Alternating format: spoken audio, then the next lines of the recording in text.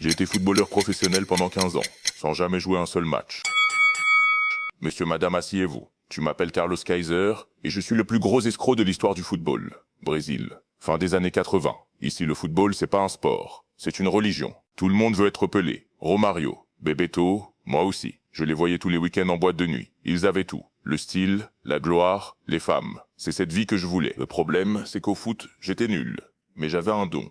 La tchatch, le mensonge, le charisme. Je pouvais charmer n'importe qui. Inventer des histoires sans jamais me faire griller. Alors je me suis rapproché des stars, je leur donnais ce qu'ils voulaient. Et eux, ils parlaient pour moi. Quand les clubs appelaient, les joueurs confirmaient. Ils disaient que j'étais pro, que je jouais bien. Et ça marchait. Je signais des contrats courts, 3 à 6 mois. Puis, dès le premier entraînement, blessure musculaire. Toujours. Douleur. Maladie chronique. Personne n'osait douter. Je courais autour du terrain. Je ne jouais jamais. Et dès que le staff commençait à se poser des questions, je changeais de club. Un jour, un président met la pression au coach. Il veut me voir jouer. Panique. Le coach m'envoie à l'échauffement. Et là, j'ai fait un truc de fou. J'ai provoqué une bagarre. Carton rouge, sans même entrer sur le terrain.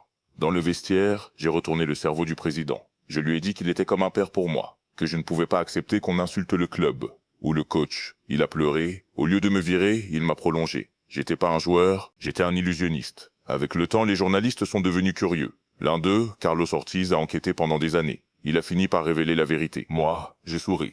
Parce que j'avais déjà gagné. 15 ans de carrière professionnelle. Sans toucher une seule balle. Prends 5 secondes. Et réalise ça. Moi, je ne juge pas. Je ne fais que raconter l'histoire. Like si cette histoire t'a choqué. Abonne-toi pour d'autres histoires folles du football. Dis-moi en commentaire quelle histoire tu veux que je raconte après.